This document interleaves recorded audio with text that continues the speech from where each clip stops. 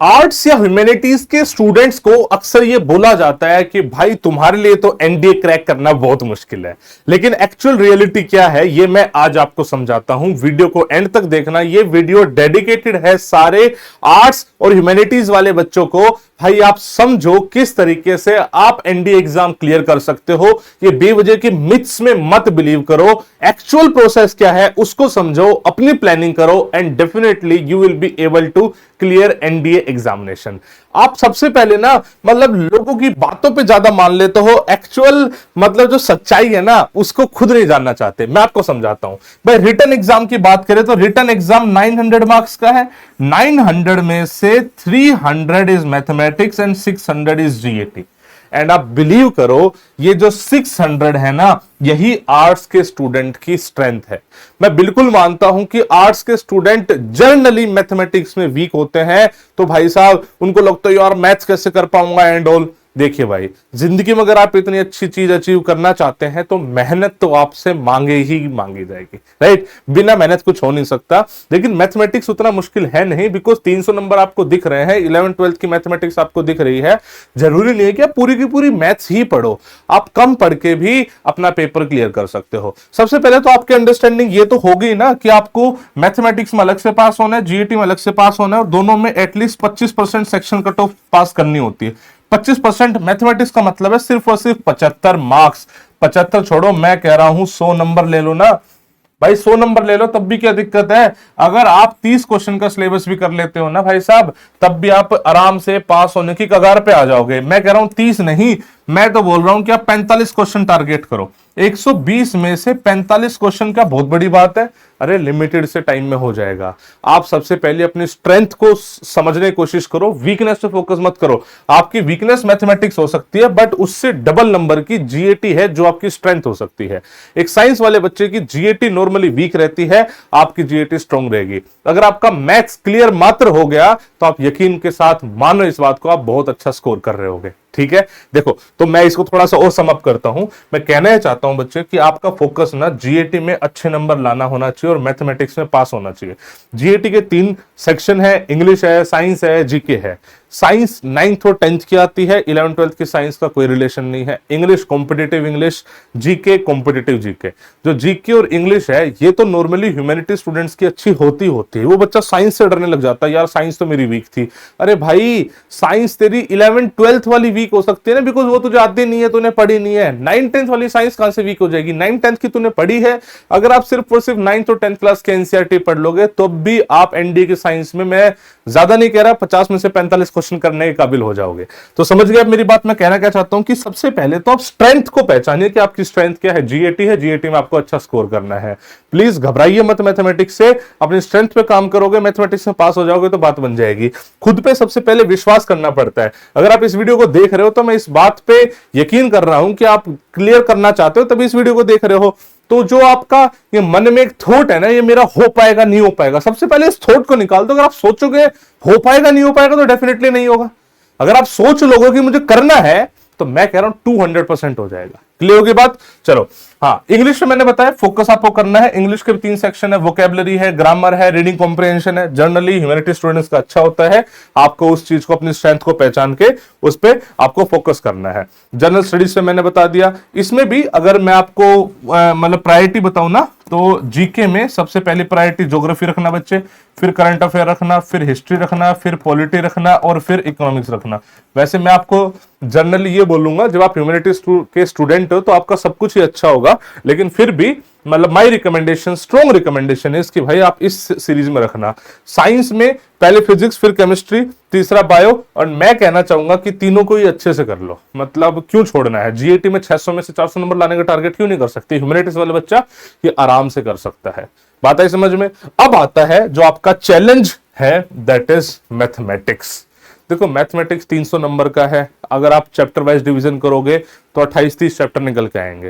लेकिन मैं कह रहा हूं सारा का सारा पढ़ना जरूरी है क्या? सबसे पहले तो आप एक बार देखो कि भाई साहब कौन कौन से चैप्टर आपको एक्चुअली में पढ़ने की नीड है। यानी भाई जो आपके 45 क्वेश्चन, 50 क्वेश्चन का आपको सिलेबस पूरा करना है, उसके लिए आपको कौन कौन से चैप्टर पढ़ने हैं। कुछ चैप्टर ऐसे हैं जिसका आगे पीछे कोई लिंक नहीं होता है, जैसे मैट्रिक्स एंड डिटरमिनेंट है भाई, 12 से 15 क्वेश्चन आ जाते हैं, उससे ज्यादा भी आ जाते हैं, उसका कोई लिंक नहीं है कि पहले आपकी मैथमेटिक्स कैसी थी भाई, बस उतना पढ़ लो और उसका आगे पीछा कुछ है ही नहीं, आप उतना पढ़ के भी आराम से उस चैप्टर में फुल स्कोर कर सकते हो। ट्रिग्नोमेट्री की बात करें, ट्रिग्नोमेट्री रेशियो एंड आइडेंटिटी आपने पहले पढ़ा है, उसका थोड़ा सा एडवांस वर्जन है। हाइट एंड डिस्टेंस आपने पढ़ा हुआ है, अगर उसको भी कर लोगे तो भी आप आराम से ट्रिग्नोमेट्री के 8-10 क्वेश्चन कर लोगे। वेक्टर 3D आसान पोर्शन है। कैलकुलस से बच्चा डरता है, अरे कैलकुलस में तो इंटीग्रेशन छोड़ दे, डिफरेंशिएशन आसान है, तू वो कर सकता है भाई। प्रोबेबिलिटी कर सकता है, स्टैट्स कर सकता है, प्रोबेबिलिटी, स्टैट्स, पीएनसी, ये ऐसे टॉपिक है अगर आपकी पहले मैथमेटिक्स बहुत अच्छी नहीं है फिर भी कोई बहुत ज्यादा फर्क नहीं पड़ेगा। जितने चैप्टर के मैंने नाम लिए अगर आप इतने चैप्टर भी कर लोगे तो ऑलरेडी आप 50 क्वेश्चन पे पहुंच गए। तो what I am trying to say is, mathematics से डरने के बजाय उसको एनालाइज करो कि यार इतने सारे चैप्टर है, लेकिन मैं अपने अपने चैप्टर सेलेक्ट कर लेता हूं कि अच्छा मुझे ये करना है, मुझे ये करना है, मुझे ये करना है, और इस पर अच्छे से काम कर लेता हूं। और उतना मुश्किल नहीं है जितना आप समझ रहे हो बच्चे। अगर आप करने पे आ जाओगे तो हो जाएगा। पहले आप प्लीज सबसे पहले अपने आप पे बिलीव करो। मैं आपको रिकमेंड ये करूंगा 9th-10th की जो अपनी एनसीईआरटी है ना, उस पर थोड़ा सा मतलब फोकस कर लेना मैथमेटिक्स पे, ताकि आपका बेस अच्छे से बन जाए। आप उस कैटेगरी में ना आओ कि मेरा मैथमेटिक्स का बेस ही खराब है, बिकॉज फिर आप जब मैथ्स पढ़ोगे ना तो आपको लगेगा अच्छा यार उतनी मुश्किल नहीं है, मतलब हो सकता है मैं तो मैथ्स ले ही लेता। बहुत सारे बच्चे भी सोचेंगे पढ़ के इतना मुश्किल भी नहीं था। पढ़ाने में हम जैसे लोग एक्सपर्ट हैं।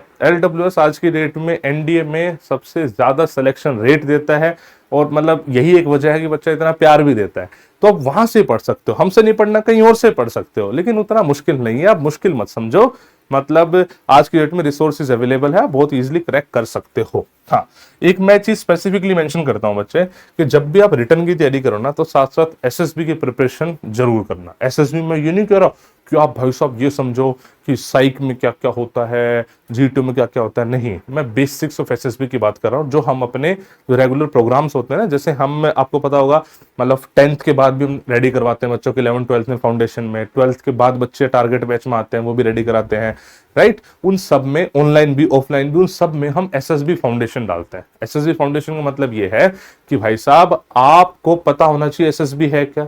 दूसरा, आपको ये समझ में आ जाए कि कम्युनिकेशन कितना जरूरी है, न्यूज़पेपर पढ़ना कितना जरूरी है अगर आपको एसएसबी में मतलब रिकमेंड होना है तो उन सब चीजों पे आप साथ साथ काम करो, और उसके साथ साथ थोड़ा सा फिजिकल फिटनेस पे काम करो। एसएसबी जान लो क्या होता है, कम्युनिकेशन स्ट्रॉन्ग कर लो, अपने यारों दोस्तों से बातचीत करो, इसके अलावा न्यूज़पेपर पढ़ना स्टार्ट कर दो, और भाई साहब फिजिकल फिटनेस मेंटेन करना स्टार्ट कर दो। बस इसी को बोलते हैं एसएसबी फाउंडेशन, जो हम अपने ऑफलाइन ऑनलाइन दोनों ही प्रोग्राम में इंक्लूड करते हैं। आप खुद से इंक्लूड कर सकते हो, हमारे साथ पढ़ रहे हो तो हम ऑटोमेटिकली करवा देंगे।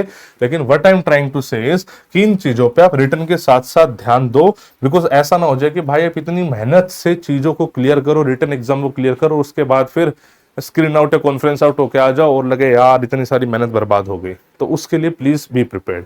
दूसरा, मैं एक बात बताऊं आर्ट्स वाले बच्चों के लिए, भाई मोस्टली बच्चे जो लेते हैं आर्ट्स वो सोच रहे होते हैं मैं गवर्नमेंट एग्जाम की तैयारी करूंगा, है ना, मतलब मोस्टली बच्चे, मैं सबकी नहीं कह रहा, मोस्टली बच्चों कह रहा हूं। तो आपको ये जान के बहुत खुशी होगी, जो आप एनडीए एग्जाम में पढ़ोगे ना, खासतौर से जो जीएटी है वो, वही जीएटी का सिलेबस आप भारत देश में कोई भी कॉम्पिटिटिव एग्जाम दे लोगे ना, सरकारी नौकरी का एग्जाम दे लोगे, आपको ये सब पढ़ना ही पड़ेगा। तो वो सब आप ऑलरेडी वही पढ़ रहे हो जिस चीज के लिए आपने ह्यूमैनिटीज ली थी या आर्ट्स ली थी, समझ रहे इस बात को, तो आप ऑलरेडी सही डायरेक्शन में हो। अब बात आ जाती है कि पढ़ना कैसे है, स्टडी रिसोर्सेज। देखो सबसे पहले तो मैं बोलूंगा एनसीईआरटी इस पे फोकस आपको करना चाहिए। 6th to 12th मैंने लिख दिया है, बट मैं 9th to 12th बोलना चाहूंगा मैथमेटिक्स स्पेसिफिक में, और साइंस में सिर्फ 9th-10th बोलेंगे, और इंग्लिश और जीके में ऐसे 9th to 12th बोल सकते हैं, बट उसका सिलेबस ही होता है कॉम्पिटिटिव इंग्लिश, कॉम्पिटिटिव जीके। तो मैं रिकमेंड इन जनरल करता हूं बच्चे आप किसी स्ट्रक्चर्ड कोर्स से पढ़ो। LWS के ऑनलाइन एंड ऑफलाइन कोर्सेज से आप पढ़ सकते हो। मतलब मैं आज की डेट में ये क्लेम करता हूं कि हम इंडिया में बेस्ट क्वालिटी कंटेंट डिलीवर करते हैं, और कंपैरेटिवली फीस भी हमारी सबसे मतलब अफोर्डेबल है। जो क्वालिटी हम दे रहे हैं ना, उस रिस्पेक्ट में फीस बहुत ही नॉमिनल है। आप चाहो तो ऑनलाइन कोर्सेज के बारे में हमारी LWS ऐप है, वहां पे जाके देख सकते हो, बहुत सारे कोर्सेज आपको मिलेंगे। टीम से कॉल कर सकते हो, ऑफलाइन कोर्सेज हमारे दिल्ली में, पुणे में चलते हैं, आप टीम से कॉल कर सकते हो, बातचीत कर सकते हो, आपको कोई भी क्वेरी समझ सकते हो। अगर हमसे नहीं करना बच्चे, आप कहीं और से पढ़ सकते हो, but I would highly recommend कि एक स्ट्रक्चर्ड मैनर में आप पढ़ाई करो, ज्यादा डेविएट मत रहो। ये यूट्यूब पे आप वीडियो देख रहे हो, यहाँ से आपने एक स्ट्रेटेजी बनाई कि क्या मुझे पढ़ना है, मैथमेटिक्स में कौन कौन से चैप्टर करने हैं, जीएटी मेरा फोकस होगा। अब उसके बाद उसको करना कैसे है, उसके लिए एक स्ट्रक्चर्ड मेथड चूज करो, बिकॉज अगर आप स्ट्रक्चर्ड नहीं रहोगे तो डेविएशन बहुत ज्यादा होगी। एनडीए में सिलेबस बहुत ज्यादा है एक्चुअली, मतलब इसमें ना विड्थ बहुत ज्यादा है, तो बच्चा जब इधर उधर भटकता रह जाता है ना, तो सिलेबस को अच्छे से नहीं कर पाता। आई वुड रिकमेंड कि आप सिलेबस पर थोड़ा सा फोकस करो। इसके अलावा टेस्ट सीरीज जरूर लगाना है, फुल लेंथ भी लगाना, सेक्शन में लगवाना। हमारे पास आओगे तो ऑटोमेटिकली हम लगवा देंगे, कहीं और से करोगे तो इस चीज को प्लीज इंक्लूड करना। आपने जो पढ़ा है वो एक तरफ, उस पढ़ी हुई नॉलेज को राइट मैनर में एग्जीक्यूट करना वो एक तरफ, तो अपने आप में दो अलग अलग स्किल्स है।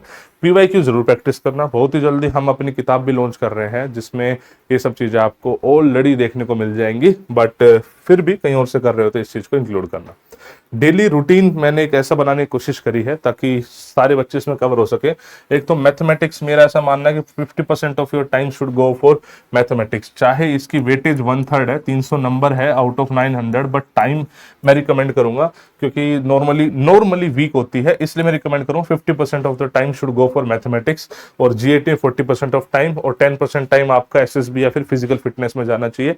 ये मैंने आइडियल सा बनाया है कि भाई साहब इसमें इतना टाइम दो, इसमें इतना टाइम दो, बट मैं ये बोलता हूं अपने हिसाब से डिजाइन कर सकते हो। आपको लगता है मैथमेटिक्स से मुझे कॉन्फिडेंस आ गया, 50 क्वेश्चंस का सिलेबस अच्छे से हो गया है, 60 क्वेश्चन का सिलेबस अच्छे से हो गया, तो आप और ज्यादा टाइम जीएटी में डेविएट कर सकते हो। ये मैंने एक जर्नल जो बच्चा होता है ना, मतलब ये सोच के भाई उसकी मैथमेटिक्स थोड़ी सी वीक हो सकती है, ये सब सोच के मैंने ये स्ट्रेटेजी और ये प्लानर दिया है, डेली रूटीन दिया है।